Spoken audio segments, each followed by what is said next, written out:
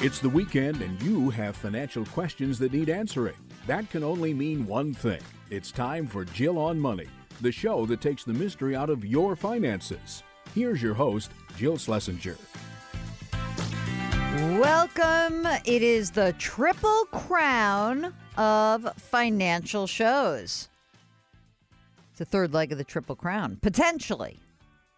What's the last horse that won the triple crown? Quick, Mark. American Pharoah. I always think it's an exciting thing to have it, but it's also kind of crushing if they don't get it. You know, do they always... It's sort of like, well, who remembers who the silver medalist was for that thing? It's still an amazing feat to win 2 out of the 3. But let's see what we can do to help you and your feat winning maybe 1 out of 3. You don't even have to do so well in terms of your investments in your personal life. You just have to you don't have to be a triple crown winner. You just don't. You can just do what you need to do and move on. Anyway, this is the program that takes the mystery out of your financial life. And if you'd like some help along the way, we're here to coach you. We're not going to ride you. We're not going to use that nasty crop whipping you. No. We're the encouraging types here at the Jill on Money program. So give us a holler. Send us an email. Ask Jill at jillonmoney.com, and we will hopefully be able to help you out. Here we have, to begin the show, the great Sam from Washington State, who, at the moment that we are recording this, it is rather early. So, Sam, thank you for taking the time and waking up early because, you know, as you know, the world really revolves around the East Coast time zone, and I'm sorry for that. That's all right. We'll get over it. All right. What's going on, man?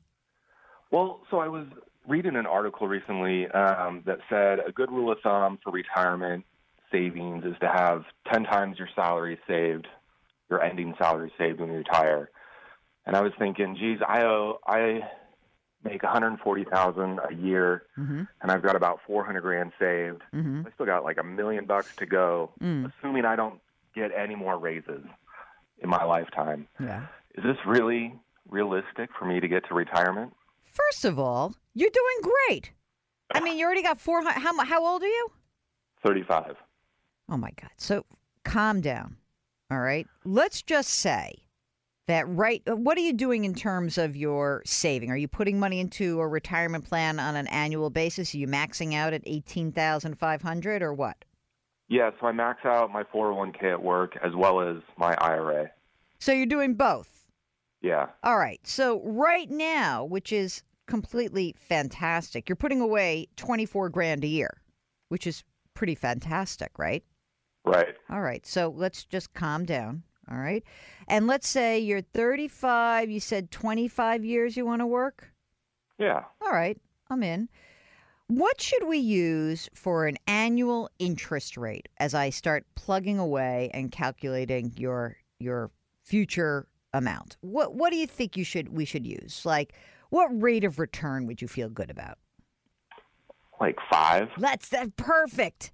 You're a wimp. Okay. All right. So here's what I did, just for fun. And I didn't do it. I usually do it with my calculator, but I forgot my calculator. So I went onto the Securities and Exchange Commission website, investor.gov. Mark, we'll put this. This is a compounding interest calculator from the SEC. I'll send it to Mark so we put it in the show notes. So you go through all these steps. What's your initial investment? I said $400,000 because that's what you said you had in your retirement assets already. Then the second step is amount you plan to add to the principal every month. So you told me you're putting away $24,000 a year. So I said $2,000 a month. And then it says length of time in years you plan to save. I put 25 in. Then I put your estimated interest rate of 5%. Now I'm about to, let's see, times per year that interest will be compounded. I guess I'll say annually, just for the hell of it. Now I'm just going to do calculate. Okay? I'm literally just going to hit the button. And let's just see what you get in that time. You ready? Yeah. In 25 years, you will have $2.5 million. How do you like that? How about that? That sounds good. That's good, right? Now you're feeling better about yourself, aren't you? Yeah. Okay. So here's the thing. Let's go back a step. Now, that's just a fun thing to play with numbers. But the 10 times your salary is a lazy way to really figure out your retirement needs. So what the other thing that, I could give you some homework to do instead. And the homework is this. Do you know how much money you currently spend, your general expense level? Yeah, it's about $11,000 a month. Okay. And do you think it can't be 11,000 because you're making 140 and you're putting away 24,000. So are you including your savings? My wife makes that much as well. Oh, we have a wife. Okay, Yeah. So you're saying your combined income, so you got 11,000. Did we not even put your wife into this category, or did you? In other words, well, her numbers are essentially the same as mine. We make the same amount. We put the same amount away to retirement. oh my God, so you basically make 280 grand a year, right? And you need $11,000 a month in general. Do you guys have kids? Yeah, we have 2 kids. And are you saving for education as well, or not? We are. How's that going? Good. We put 5,000 in there, 529s each year. All right, that's good. And do you want to pay for state or private university? Well, I would prefer state, but I'd like them to have the option. Mm-hmm. I would prefer state always. But, of course, that's coming from a snobby person who went to a private school and it was paid for. So I just want to put that out there before any of you start giving me crap.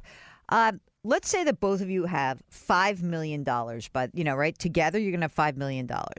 Okay. All right. And if I just, sort of took a rule of thumb, I would say, hey, look at that $5 million. That would generate about 150 grand a year. Okay. And you have to pay tax on some of it, and you'll get Social Security. I think you're totally on track to hit your retirement numbers. And so what I would say to you is if you want, you can play with these calculators yourself. You can make sure that once you're done putting the $5 grand for the kids' college fund, once you're done with that, you can crank up your retirement savings. As soon as you turn 50, you will be able to add another $6,000 into your 401ks, plus another $1,000 that comes for your IRAs. So all this being said, I think you are in fantastic shape. So you called being a little bit nervous, and in your email you wrote, will I ever be able to get there? Oh, yes. You are on your way, and I think you're going to do even better. So I would guess that the money that you think you need to save, the other $1 million, that's going to happen organically. But keep saving. Open those opportunities up to you. And I wish you the very best of luck, Sam. What a good way to start the show. $5 million man, Sam and his wife, the $5 million couple. All right, you're listening to Jill on Money. When the program continues, we're going to field more of your fantastic questions. If you'd like to get on the air with us, just send an email, askjill@jillonmoney.com. We will be right back.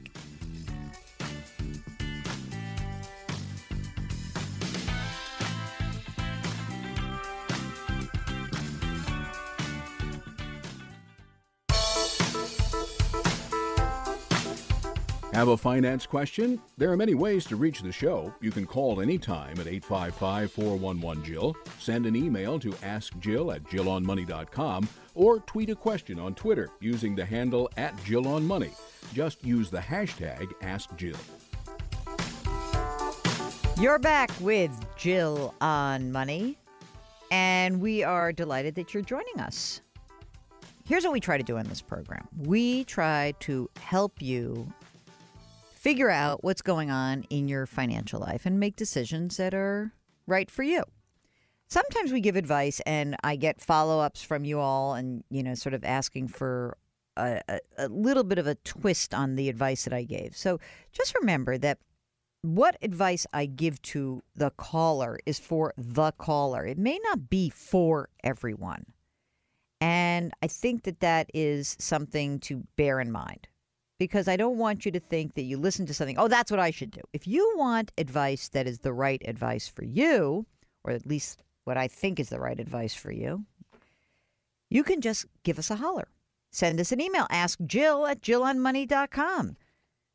I'm a certified financial planner, so I keep that CFP designation. You know why? Because I want to make sure I'm, got the street cred to give you advice. Not selling anything. Although, don't worry, I will be selling something because that book is going to be, that pre-order, I got my book. The manuscript is in. I'm going to be dropping it in February of 2019, and I will be talking about it ad nauseum, probably starting in like the third and fourth quarter. So just around the corner, you will not stop hearing me hawk my own book. Because you know what? I hawk books for everybody. Why not be hawking it for myself? Today, this segment, we're going to hawk on behalf of someone else.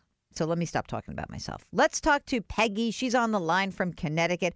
Hello, Peggy. How are you? I'm good. How are you? Good. Are you excited about my new book? I'm just kidding you. I'm excited about talking to you. I know. I'm excited to have you talk to me as well. This is fantastic. I always laugh because people will say to me, "Oh, isn't it cool you get to interview all these cool guests?" I'm like, "Not really. It's what's cool is that like regular people who I would just sort of be friends with or hang out with at a barbecue call and ask for my advice, which is kind of fun." Exactly. And it's better for me to do it here rather than at a barbecue because that's kind of annoying for me.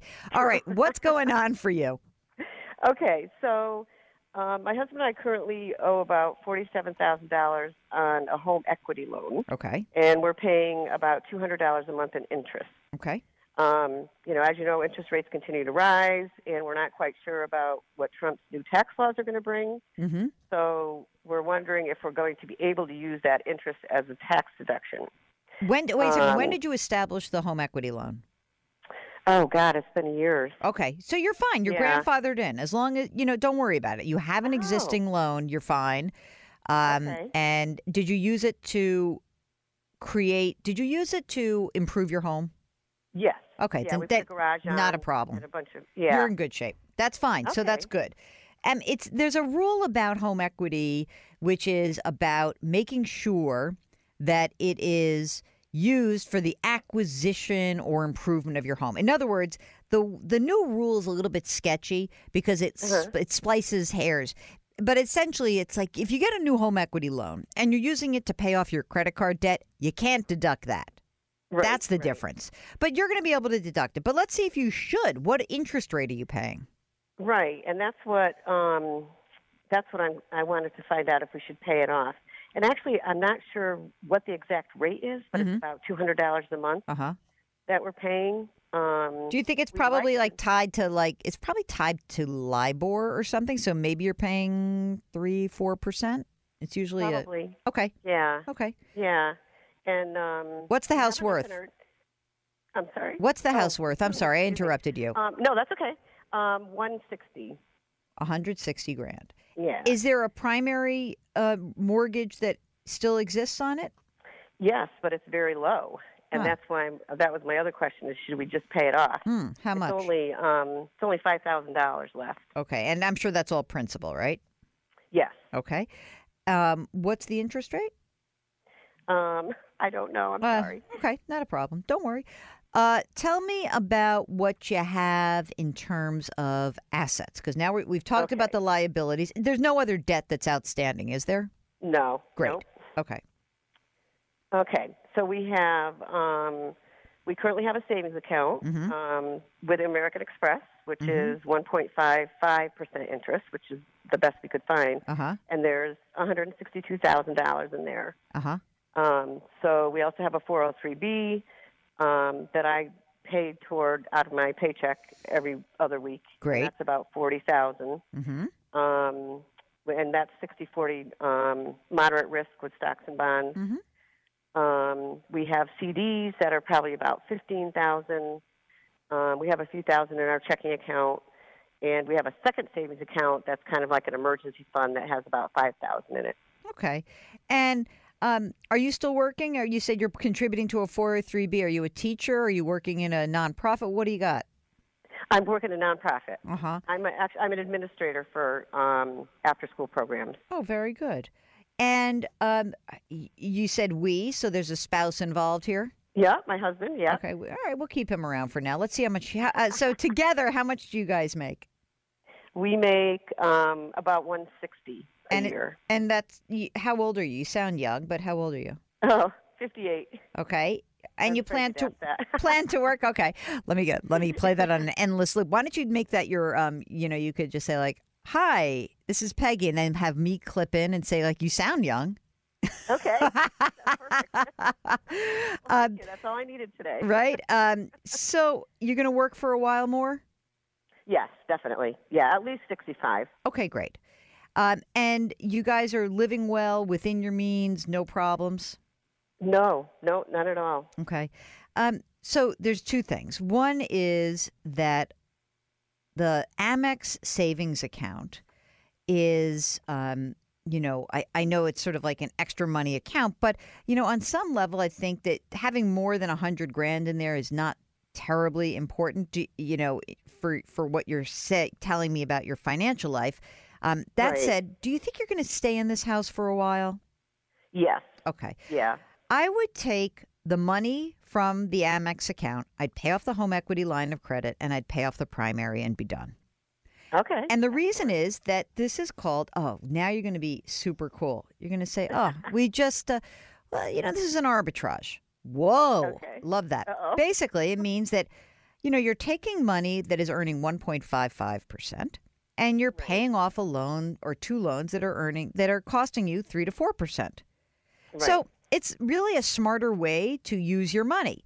The only reason I would say to somebody listening to not do that is if I felt like they really needed the liquidity, they needed the extra money. So the reason, you've got liquidity, you're continuing to work, you'll put money in your 403B. Does your husband have a retirement account?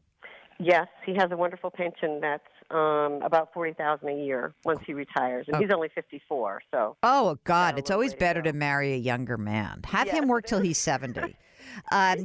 You retired. Me that he has 6 more years of work, though. That's fine. Don't worry about it. Just let him complain to you as you go off and play bridge or something. So that's what I would do. I think that for a lot of people coming into retirement, they don't even have this choice. So you're quite fortunate, meaning that many people come into retirement and they cannot afford to take money that they have saved. But in your case, I think you're okay. And you should keep putting the money away into your 403B. And you can keep that $100,000 or so in the Amex savings account and earn that 1.55. Interest rates will start to rise. But I think this is a smart thing for you to do. You are essentially saying, I want to maximize my fixed income, meaning that you've got a loan that's costing you 3 to 4%. You're only earning 1.55%. There's your arbitrage. Boom. I'm going to pay off this debt. I'm going to reduce my savings by a bit, but you're in great shape. And so, Peggy from Connecticut, number 1, you sound very young. And number 2, you're looking good for retirement. Thank you so much for calling. This is the Jill on Money program, and we love these great questions. If you'd like to come on the air with us, just send an email. Ask Jill at jillonmoney.com. We will be right back.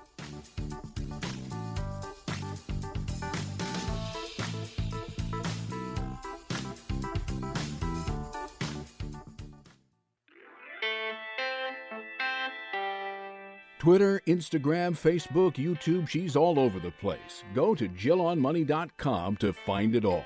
Now back to the show with Jill Schlesinger.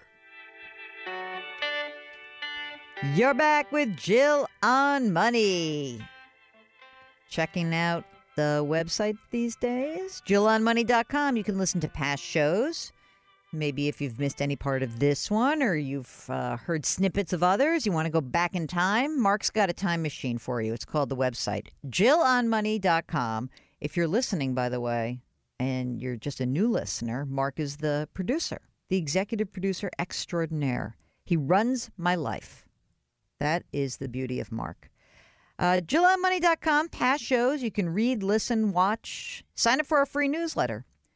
And you can also subscribe to our podcast better off. You can. Do we have links to that somewhere or other? Yeah. All right. So go to the website for all of that. All right. Let's do an email from, this is my favorite, first-time listeners, hashtag first-time listeners. I am a traveling anesthesia provider, and my partner manages everything else, which allows me to focus on my medical duties. We are 50-50 managing partners for our consulting LLC. We also have an LLC for rental properties, which we co-own 50-50. We have elected to be taxed as a corporation via Form 8832 for each entity. Okay. I got that. Let me get back. I was multitasking there for a second.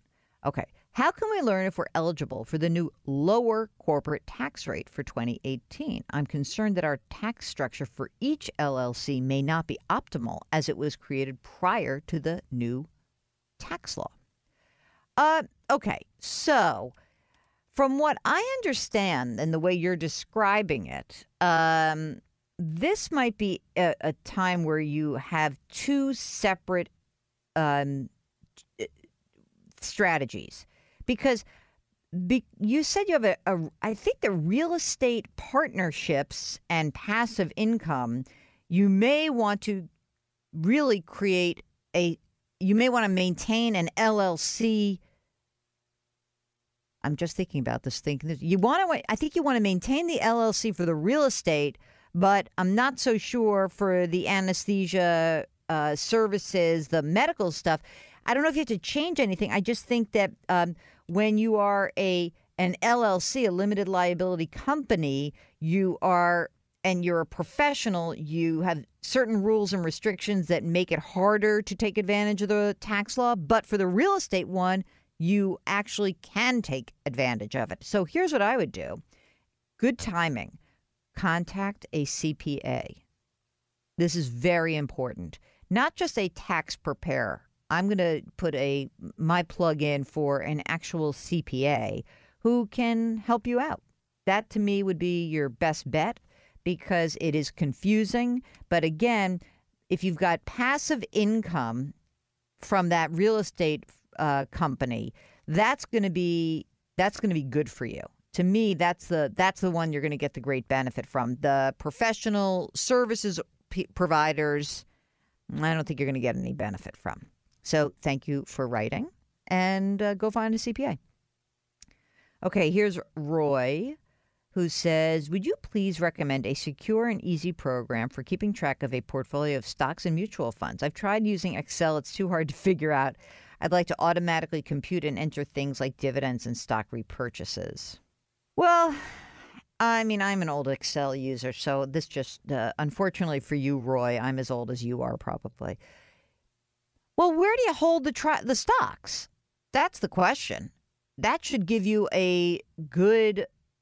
I see, financial service firms actually have good security because they're forced to by law. So I might put it into that, whether it's a Schwab account or I don't know, wherever you hold your money, TD Ameritrade, they tend to have good. So I would maybe start by seeing if you have the ability to use a brokerage firm's tracking software. Patty says, I watch you all the time on CBS This Morning. Yay! My husband and I will be receiving around $300,000 from the sale of his mom's house. I'd like to know how we should invest the money short-term with the highest interest rate. And eventually we would be looking long-term. Any advice? We would really appreciate it. Patty, short-term, don't do anything crazy. And also short-term to me means within a year. And for that, I would just keep it safe, sound, no investing. But not knowing anything else about you, what I would suggest is this. You probably need to put together some sort of game plan and figure out how this $300,000 can help you get there. Now, if you want to do it on your own, I can certainly help you out, and we should talk more. But I think that if you want the help of a financial advisor, a fiduciary, somebody who's putting your best interest, your interest before their interests or their companies, you may want to go to letsmakeaplan.org, find a CFP. Or if you follow up and send me a little bit more information about yourself, how old you are, what else is going on in your financial life, what you have in terms of current investments, what some goals might be for you guys, then we can follow up and do a deeper dive. How's that? Does that make sense? I think that's good. And here's another question. Here is Tina, who just received $15,000 from her mother. She wants to put it into something that will see a good return. Any suggestions? I don't have any debt. Same deal. I don't know, Tina. Got to tell us more. If you have no debt, then your next step is make sure you have funded a nice, healthy emergency reserve fund. That means 6 to 12 months of your living expenses. And if that is already in place, are you maxing out your retirement account? Do you qualify to be able to make a Roth IRA contribution? That might be something. Are you saving money for your kids' education? That could be something. So many choices. So just tell me a little bit more about yourselves, and then I'm happy to help you out. Okay, you are listening to Jill on Money. Our phone number here is 855-411-JILL. Our email address is askjill@jillonmoney.com. We'll be right back.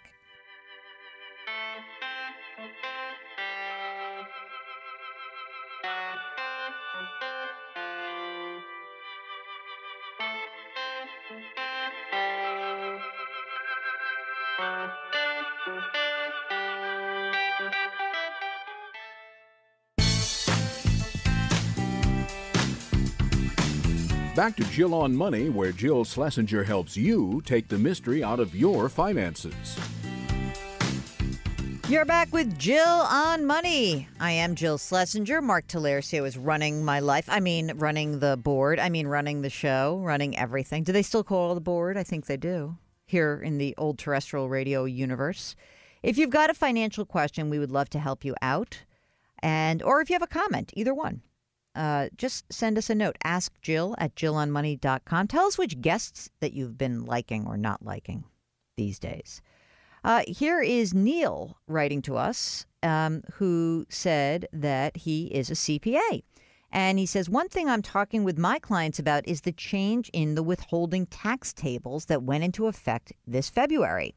With people having more in take-home pay, this means they will have less paid in on account in 2018, meaning that you've paid less to Uncle Sam, right? Along with other changes like no more personal exemptions, limits on certain itemized deductions, that could mean that people end up with a tax balance due instead of a refund or a much smaller refund. I've seen in the past that people have their refunds already spent before they even get it or know how much it is. I know that's human nature, isn't it, Neil? It could be used to pay the holiday bills, the family vacation, down payments. Just need to pay attention to this. So, Neil, absolutely, thank you so much. I think that that's a great point because, everyone, it's always seems so fabulous to have extra money. On the other hand, as one of our favorite guests, Ed Slott, said earlier this year, he recommended that you may want to over withhold for this first tax year, this first change of the new tax law, rather, just in case. You can make the changes next year. So for 1 year, maybe just err on the side of being more conservative. I think that's it. The IRS has a withholding calculator. You can check it out. Just go to irs.gov. Do we have a link to the withholding calculator on the website? Oh, we do. Someone asked, where are all these great resources that you have, Jill Schlesinger? And the answer is go to jillonmoney.com and click on the resource link. And there's all sorts of fun things to do. And right at the very bottom, I see that Mark says IRS withholding calculator. Link. Perfect. Oh, you know what I love? I love that New York Times rent versus buy calculator. That's an awesome calculator. Refi calculators, all that stuff. So check it out. Okay. Steve writes, let's see. Subject, investing in the 401k versus a Roth IRA. Background information. My wife and I are 55 years old. We have a combined income of $150,000. Our retirement savings is $530,000. General savings, $6,000. Houses, both owned, no mortgages, $375,000. No other debt. Work retirement plan. 5% direct contribution. 401k, they match dollar for the first 2% and 50 cents on the dollar for the second 4%. I'm putting in 8%, so 2% is unmatched. Am I better off putting the 2% unmatched and any additional money in a Roth IRA, or should I continue to put the money into the company's 401k that is unmatched? We will be increasing our unmatched portion starting in June. That's this month, by $700 a month. Hold on a second. I just want to check one thing. Here, do you hear me? Hear this? This is paper, guys. I have papers.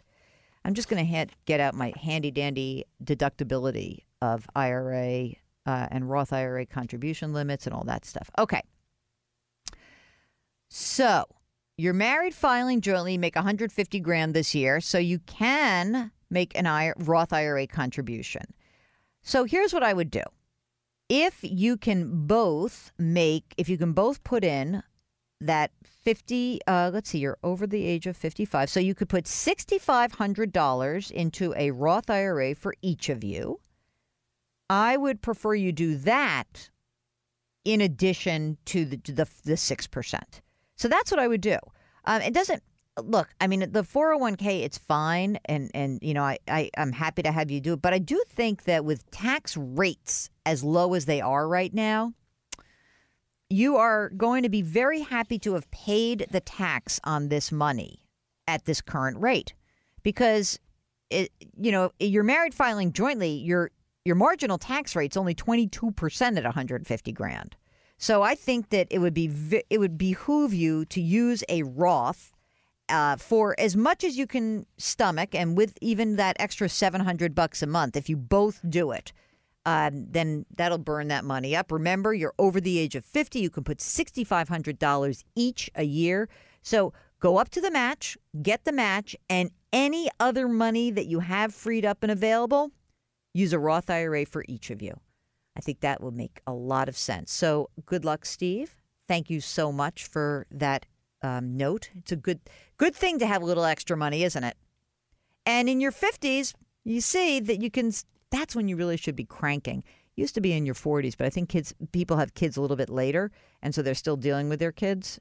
But man, if you can get this rocking and rolling now, I love that. It'd be so good. Okay. So when we return, we're going to have more of your questions.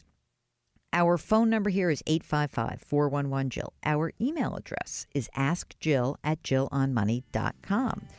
Go onto the website, jillonmoney.com, and there you can sign up for our free newsletter. It's free, did I mention? All right. Check it out. And you can read, listen, and watch all the stuff that we do all week long. And then we come to you on the weekends. All right, when we come back, more of your questions. We'll be right back.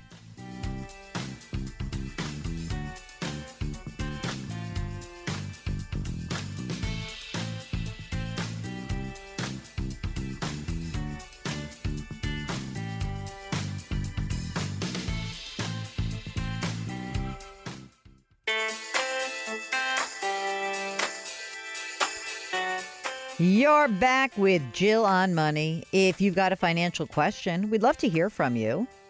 Our email address is askjill@jillonmoney.com. Follow us on Twitter. I don't know about the whole Twitter thing. It's just like, it really does feel sometimes like a cesspool in there.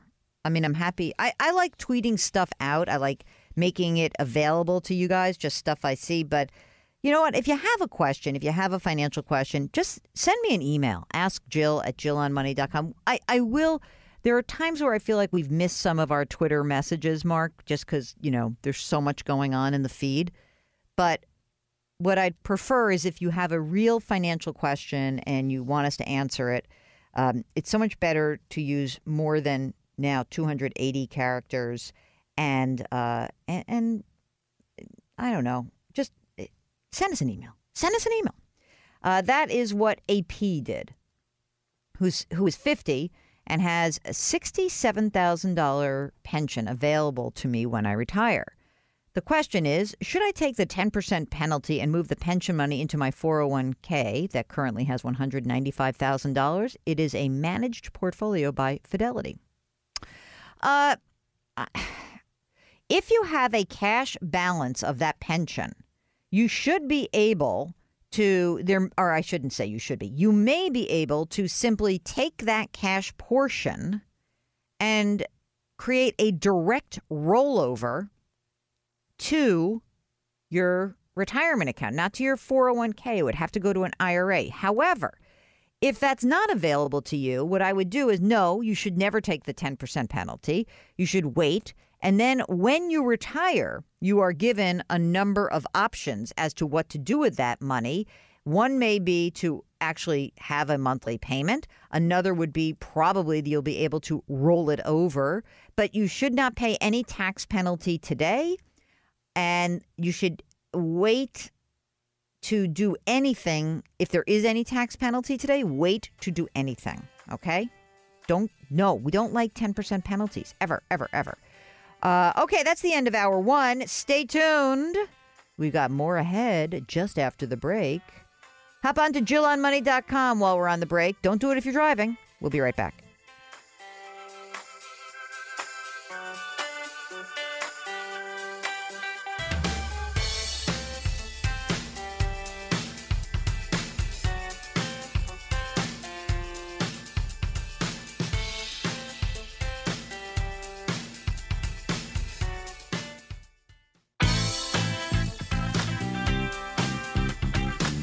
It's the weekend, and that can only mean one thing. You're listening to Jill on Money, the show that takes the mystery out of your finances.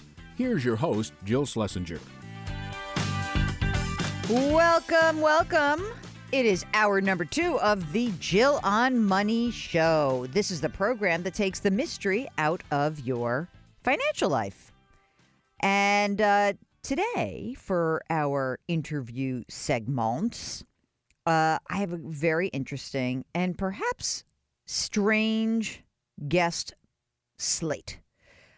Because most of you guys know that I'm basically a passive investor. But so many of you asked me questions about actively managing your accounts that I had to get guys from Investors Business Daily, which is the newspaper that is for pretty much active investors.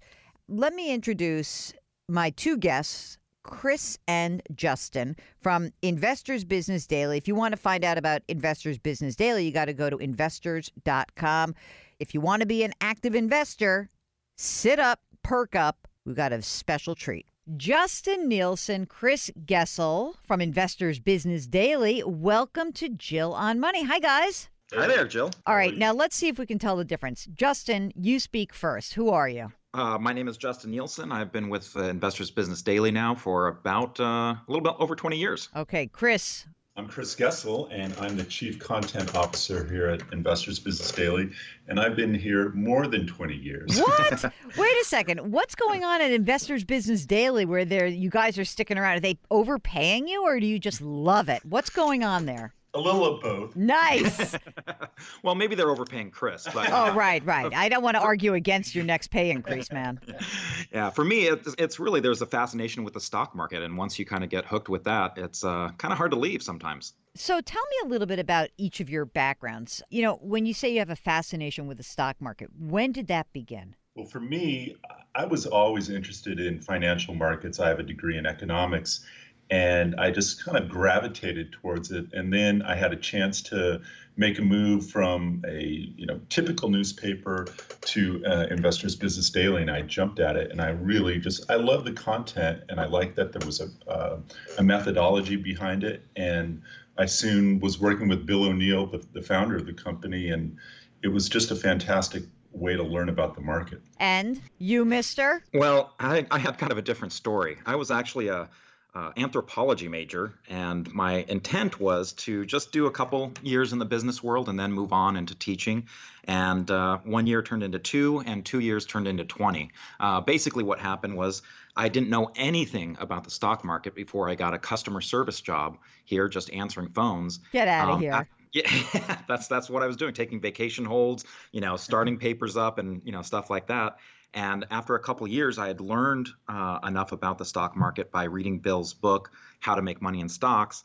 And I actually got his attention and became his assistant for about 15, 16 years. So let me talk. I want to just spend some time on this for a second because, a degree in anthropology, you are a classic liberal arts guy. And oftentimes we'll get calls from people who are listening to the show and they'll say, look, I'm not a math head. I'm not a computer person. I'm not a tech person. I don't know anything about finance, the markets. What can you tell them in terms of how you can embrace this thing called the stock market coming from a background like you come from? Well, I think for my anthropology background, what really is kind of one of the things I think that sets me apart is I had this natural curiosity about the way mankind kind of thinks. And the stock market really just shows that every day. It's mass psychology on parade. And that's what really captured my attention and fascinated me. I was more on the Bachelor of Science side. So I did have a little bit of a math background and some science in there and, understand a little bit about statistics, when I was taking my genetics courses. But I think it's that natural curiosity that will make you go far in learning about the stock market. Chris, you covered financial stuff and you were a business editor.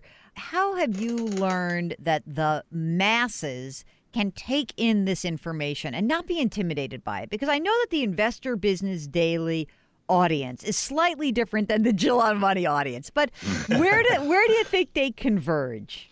Really what IBD has done is take the complexity of the stock market and really put it into a system that people can understand, and we have the tools to look at it every day. And then once you buy a stock, know what to do with it, whether it goes up or goes down. And so it really is kind of a whole system of approaching the stock market. And it doesn't take a finance background to understand it. It really just, as Justin said, it takes curiosity. And are you willing to do the work and get your hands dirty? So let's get into that a little bit because certainly plenty of people that are listening to this program are what they call the classic do-it-yourselfers. They're managing their own money. Or they may want to manage it. Maybe they're working with a broker right now or more of like a salesperson who they know is not a fiduciary. They don't putting their interests first. And a lot of people will email us and say, I think I'm throwing my money away. Why shouldn't I do it myself? So let's talk about what makes somebody able to do it themselves. So let's start with the big picture. What is the kind of person who can do it themselves? What traits do they have? Well, I think you need to first have a desire. It's very hard to do if it's something that you're not really interested in. If you're intrigued by the markets and really want to try to outperform, so there just needs to be kind of a passion to begin with, and sometimes that builds up over time. But I think it comes down to you want to do it. Yeah, I think for me at least, one of the things that intrigued me the most and kind of got me to stay was that I was seeing success in my own personal account. And once you start seeing some success in your own personal account, that can be a little addictive, Now, granted, when I started, it was the late 90s, so I didn't realize that was not how it always worked. I thought that I was just a genius out of college that was getting, 80%, a year or more. And that was just the way it was going to be every year. I have this silly little Excel spreadsheet that I created of how my returns were going to be by the age of 35. And it just wasn't that way. Amazing. Was it like, I'm going to get 15% forever? Oh, no, not 15%. I was thinking I was going to get 50%. Oh, well, that always happens. That totally, it was that the happens. 90s. I know. That's when I started. I know, it's exciting. Well, okay, so let's say that you're not necessarily passionate. Chris, you were someone who helped sort of guide the Investor Business Daily's entry into the world of exchange-traded funds. So my question to you is there maybe an interim step for someone who says, like, yeah, I really want to fire my broker or my advisor. I want to do it myself, but I don't necessarily have a passion for picking stocks. What about using exchange-traded funds or index funds? How can you make that leap and feel good about that? What do you think is the best way to do that? Again, you need to do some research and understand how to achieve outperformance. Now, we have a lot of ways to uncover outperformance and let people know what's working. That's a really good point, that if you're not into watching the market every day, you could buy exchange-traded funds and put together a portfolio that with some minor tweaking over time could really outperform the market. We will get back to our interview with Chris Gessel and Justin Nielsen from Investors Business Daily. Remember, that website, if you want to check it out, is investors.com. When we return, we're going to talk more about this. We'll be right back.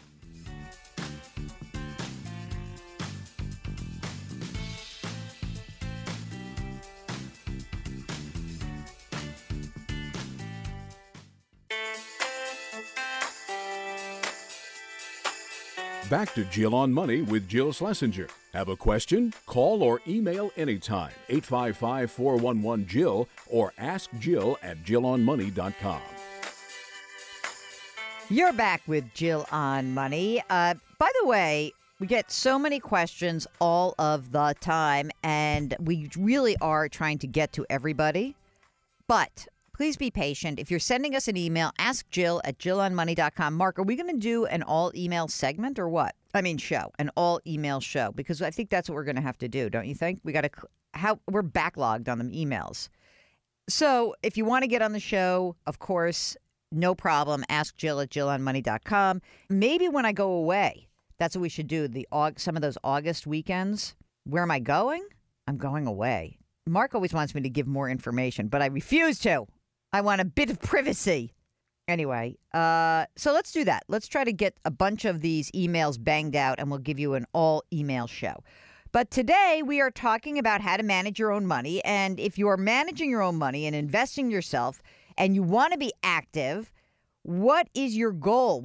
How should you measure your success? That's what our guests, Chris Gessel and Justin Nielsen from Investors Business Daily, are talking about in this segment. Is the goal, do you have to have the goal be outperformance? What if you just want market-based returns? I want the stocks to do what the stock index does, the bond to do what the bond index funds. Or is that so boring for you guys? I can sense that you think that's terrible.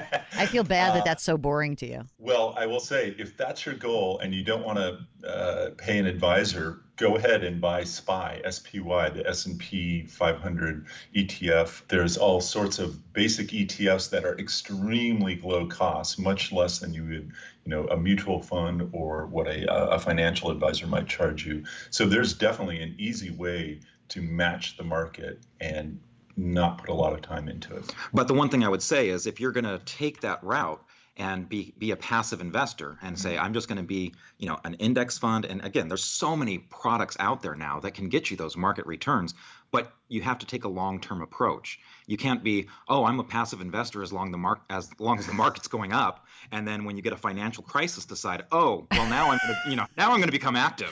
Right. I'm passive as long as it's going my way. Yeah, we've talked to a lot of people who've only been investing, or not only, but have been investing since 2009. And so I say, well, do you have a plan for a bear market? And they kind of look at me quizzically and say, well, I think I'm going to be a buy and hold investor. Yeah. Which, until you've experience a major correction, it's very hard to sit through and have that conviction. Last year, 2017, the biggest correction, quote unquote, in the S&P 500 was about 3.4%. So for people that started, more recently in 2017, they just didn't think that the market really had much in terms of the way of going down. Mm-hmm. And so this year started, and you saw an immediate 10% correction, and a little bit of jostling back and forth and coming back, and then another 10% correction. And I think that was a wake-up call for some people, is that, this is this is the way the market actually works. 2018 is a lot more representative than 2017. Right. Certainly in terms of volatility as well, like the ups and the downs and back and forth, and it makes you a little crazy. So I am mostly a boring passive investor because I'm lazy. And I think that by and large, I think that I have really been in my life clinging to research that will basically find that actively managed mutual funds don't keep up with plain old index funds, right? And, this is like the Charlie Ellis approach, right? You guys really like active investing, but there's a caveat. You really only like active investing for certain types of people. So we talked about the kind of person, who can do it themselves. So there's a desire, passion, like you want to do it. You have the time and the energy to do it. What do you need to be an active investor? Because, if the big guys can't beat the index, how can we as mere mortal individuals do it? One thing is that individuals have a lot more flexibility. A big guy cannot get out of the market in a day. Whereas as an individual investor, if you see your indicators are showing you that the market is rolling over and maybe you're thinking that there's a bear market coming, you can get out quickly. So flexibility makes a big difference and is actually a big benefit to being a smaller individual investor. But by the same token, again, this goes back to the whole system thing. You need to have system and rules and the discipline to follow it, because if you get out and you're wrong, are you going to get back in when the market starts making new highs? Or if you get out near the top and you watch everything sell off, do you have the conviction to get in? Maybe not right at the bottom, but once the market has turned. So those are the things that you learn over time and really require study and the will to proceed.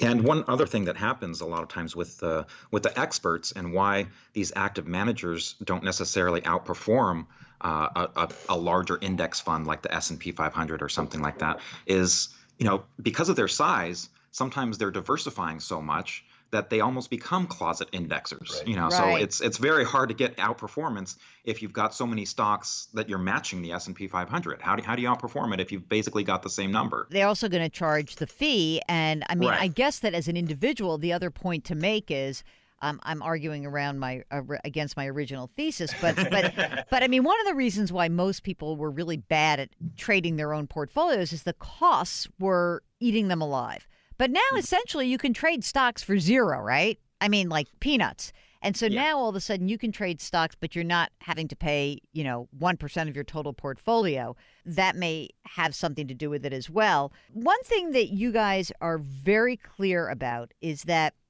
as an individual investor or an institutional one, whether you're active or passive, from time to time, you make a mistake. You're right. You let the winds of markets move you around. You say that it is imperative that you realize that you're going to make mistakes. Why is that?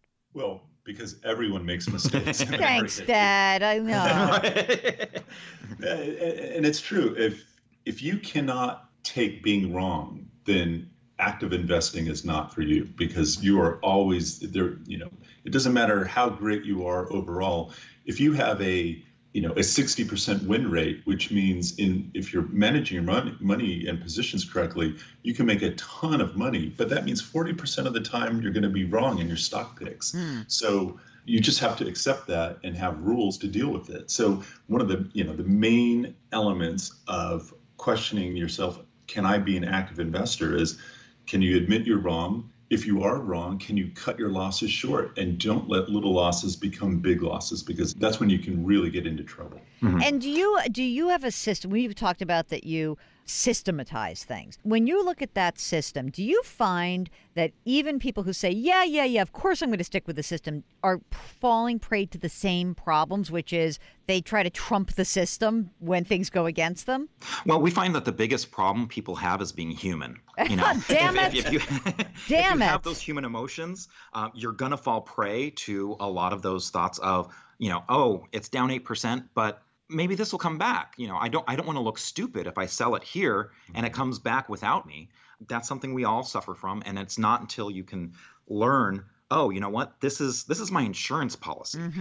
I'm taking the loss at 8% because it could go down more. And the math just works against you if you let something go down too much. Yeah, and you also say, which I find very funny, which is, can you fight the urge to bargain shop? Can you talk about that a little bit?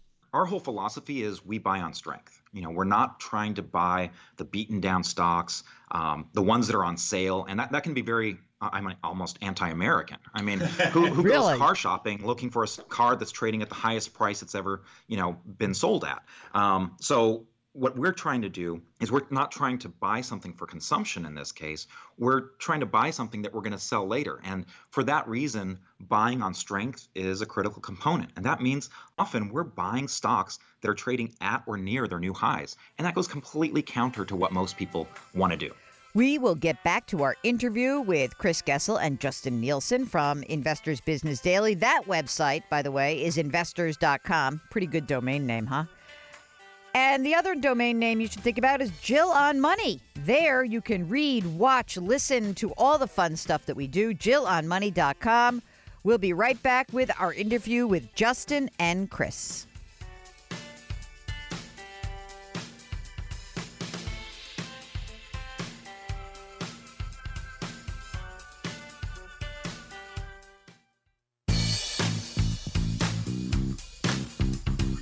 Wondering how to make your money work for you? Get on the line now, 855-411-JILL. Back to Jill on Money with Jill Schlesinger.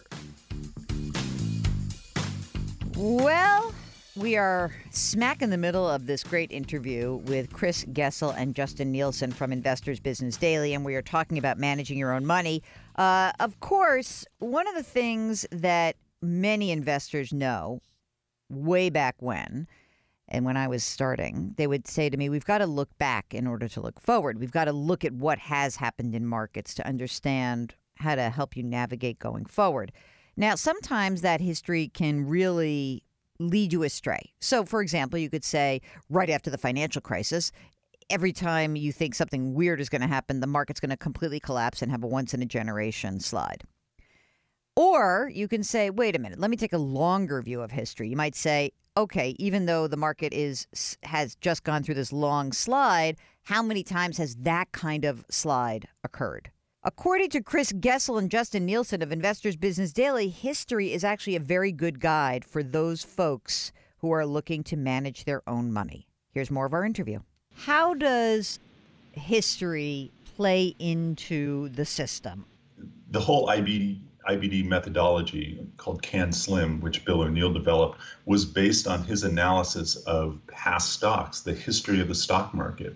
And he was looking at how the best stocks looked before they broke out, and then how they acted on the way up, and then what they did at the top. And in addition to that was what was happening in the market. So it's all about history. And none of this is based on opinions. It's based on what has happened in the market before, and it just continues to happen over and over again. And after you've been at this for a while, you kind of realize, again, mass psychology, human psychology, it just doesn't change. Sure, we have all sorts of technology that's changed, and you can, as opposed to calling up a broker to put in a trade and then getting a call 10 minutes later to find out if you got filled, now you do it with a click of a button. So sure, the technology has changed, but if you look at some of these past charts or the critical components of these past winners, you look at RCA back in the 1920s, it looks like an internet stock in the 1990s because the radio was so important at that time, and RCA had a phenomenal move. And so it's not until you start seeing this history of these past winners, what do they have in common? We're not looking at the market as a whole. We really have identified this subsection of these market winners, these big performers. What did they look like? And we try and look for those similar characteristics. I think that many people have like one little account. They're like, this is my fun money account. Because I think that a lot of people are hearing what you're saying and saying, like, that's not for me. That's like too scary. I wouldn't do that with my big money. I mean, yes, of course, I like history and all that. But what do you think about taking a small amount of money? Because this is what I usually tell people who call. Look, you want to go play, you want to go learn, you want to get immersed in this. Take some amount of money that's real enough that you're going to get a little yah-yah out of it, but not so big that if you blow it or you find that you really don't like it, or you don't think you're very good at it, that it won't kill you. Can you sign on to that as like a good piece of advice for me to give to people? That's a fantastic way to just test whether you're really up for handling your own money. And it's a much better way than paper trading, because people will often do that, and it's easy to ignore the fact, like, oh, I would have sold it this day, but I decided to hold it, and all that, those sorts of things that people do to justify inaction or action. Right. And when you've got some money on the line, it changes everything, and it needs to be enough that if you make a mistake, it's going to get your attention, but if you make a gain, it also will really jazz you up and perhaps spur you to become even more committed. And this does require some training, training your mind, training your emotions to be in check, and learning the rules. And so, I absolutely agree. There's a lot of times where you kind of need to make some of those mistakes on your own. I remember personally, I read the book, and started trading immediately thinking I knew everything. But, that was youth, talking as well. Oh, the folly of youth. But, I quickly, discovered, wow, I made this mistake. I reread the book, and it was almost like a completely different book to me, because now I had this experience that I could, go back to and say, oh, that's why he said to do this, or, what have you. Once you've made the mistake, I guess the other part of this is, like you said, that, you have rules. Maybe you were like a gut investor. Like, I always love those people. I interviewed this woman. Her name is Annie Duke. She wrote a book called Thinking in Bets. And she talks about how in poker, she's a world champion series poker player, right? And she talks about how to be a great poker player, you must be able to stick to the rules, and that the guys or the gals who are like gut players essentially are going over the long term are going to lose. And you also are saying that the rules that you apply are really important here, right? And so if you find that you've failed and you go back and you say, aha, here's what happened. I didn't stick to the rules. Let me try it again. Then let me ask you, what would be another clue that, let's say you still don't do well? What do you think could be one of the causes of not doing well if you're trying again? If, let's say you are sticking to the rules and you're really doing it and you're admitting that you're wrong, but it just doesn't work for you. Maybe it's the market cycle. What advice do you have for people? I think you've touched on something really important. The rules have to be applied in a proper market. So most stocks follow the trend of the market. It really is difficult to manage a portfolio that outperforms or even sticks with the market if the market is going down or in a choppy sideways pattern. One of the most important things that we spend on each day is looking at the market itself and judging, are we in an uptrend? Is that uptrend maybe starting to deteriorate? Or are we in a full-fledged bear market? And your actions are completely different in all those different situations. I also want to make sure that your listeners realize, getting back to our original point, you're not going to be right all the time. So just because you have a stock that went down, it didn't work, you might find that you did apply the rules properly. It just didn't work that time. And going back to your analogy about Annie with the poker, she gets bad beats all the time. Right. But because she applies her rules consistently, that's why she makes it to the final table a lot of times. So, she might not make it every time, but that's not because she broke the rules necessarily. Sometimes they just don't work out. But if you're very systematic, consistent over time, you're going to find that you're going to have some market-beating performance. We'll get back to our interview with Chris Gessel and Justin Nielsen of Investors Business Daily. If you'd like to sign up for our free newsletter, how about that? Free. That's a good number. Just go to JillOnMoney.com. We'll be right back.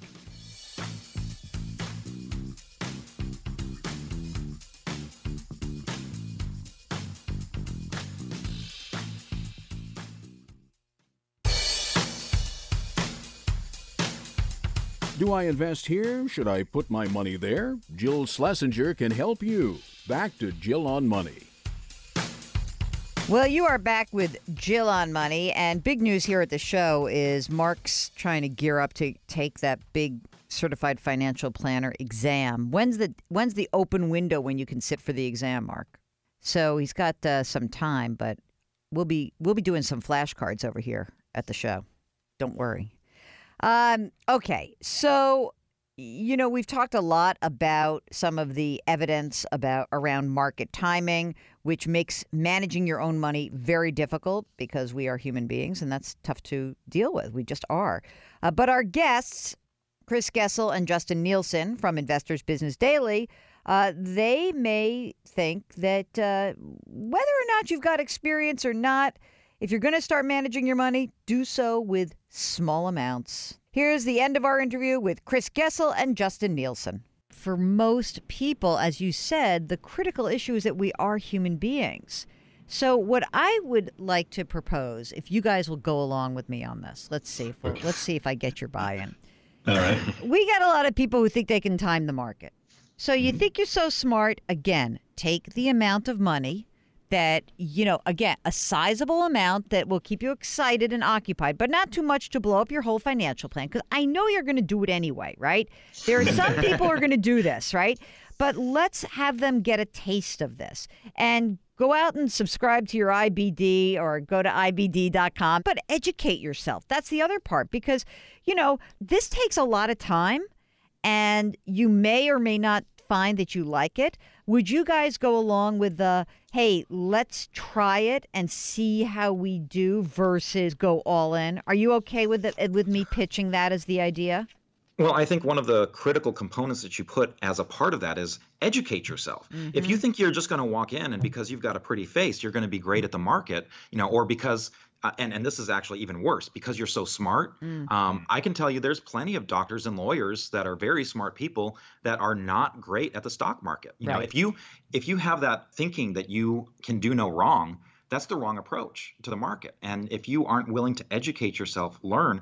Now, in terms of the time, we do have a lot of time-saving features in our products. That's what they're kind of built for. And the whole reason we can do that is because we've got a lot of automated rules. We use the computer to do screening for us, and that just really helps cut down quite a bit of time. But you still have to educate yourself. And if you think you can go in without any rules or any education, yeah, you're fooling yourself. But if you can spend some time on that, learn the rules, and as you said, play a little bit with, a small amount, get the rules down, know that you're following them, do some post-analysis, learn from your mistakes, then you can really have phenomenal performance and really contribute to your financial freedom. All right, last question. Let's say that I am the kind of person who I'm not going to do this. I'm just not going to do it because it freaks me out. I'm scared. And I even have a certified financial planner or someone I work with, and I really like that person.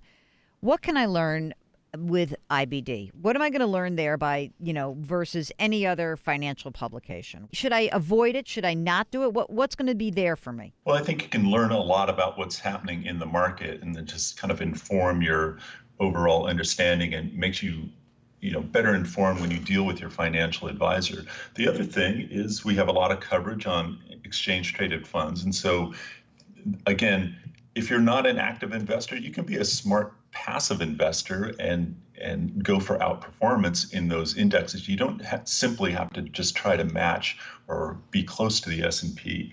I'll tell you, we've taken our methodology of how we look at the market, and we've created an index that is licensed to an ETF provider, Innovator, and it's the IBD 50 index ETF. The ticker symbol is FFTY. Last year, that was the top performing ETF among diversified U.S. stock ETFs, and the reason was we were in a decent market tilted towards growth. And just because this is on automatic pilot, it follows the rules, it vastly outperformed the market. I think it was up about 37% versus 19 on the S&P. So we've seen this kind of outperformance long term. We've been publishing this index since 2003. It works because it's based on history. It's fascinating. I'm listening to you guys and I'm thinking, Oh, my God. My listeners are like, I thought you hated this active stuff. But, one of the reasons I wanted to have you on is that I know that people are interested in it. Okay. So I guess that it's like I don't want this to be the gateway drug, number one. But I do want you to know that I so appreciate you joining us. And I didn't go hard at you with everyone's going to screw themselves, because that's not the case. And I do think that from time to time when we get these kinds of questions, I want to be able to say to people, hey, you know what? You're going to do it, then do it this way. And, do I think that there could be people who are very happy taking advantage of your systems? Sure.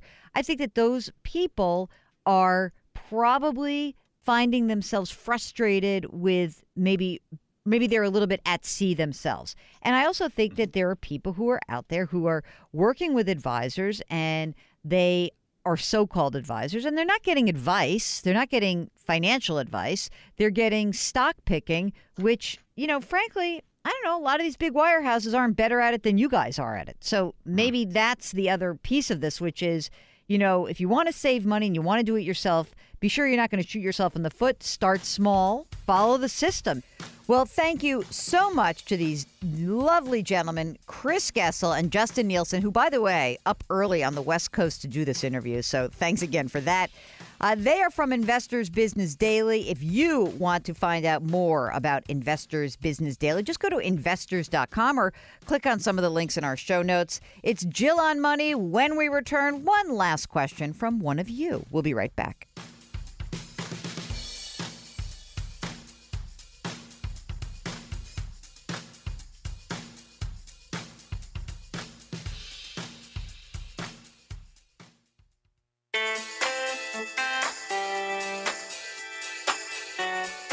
You're back with Jill on Money. If you've got a financial question, we'd love to hear from you. Our phone number here is 855-411 Jill.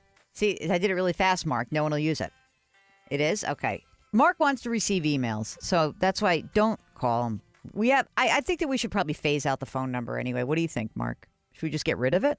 He says there's no harm in keeping it, but you don't even like when people call because we get some drunk dialing, we get crazy people. Anyway, you can go into more detail when you actually send us an email. Ask Jill at jillonmoney.com.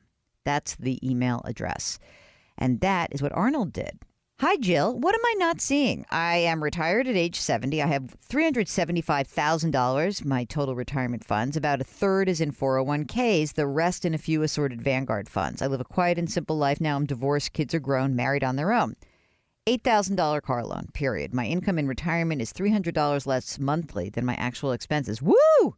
At this rate, my money will certainly be adequate to support me and leave a small inheritance for the kids.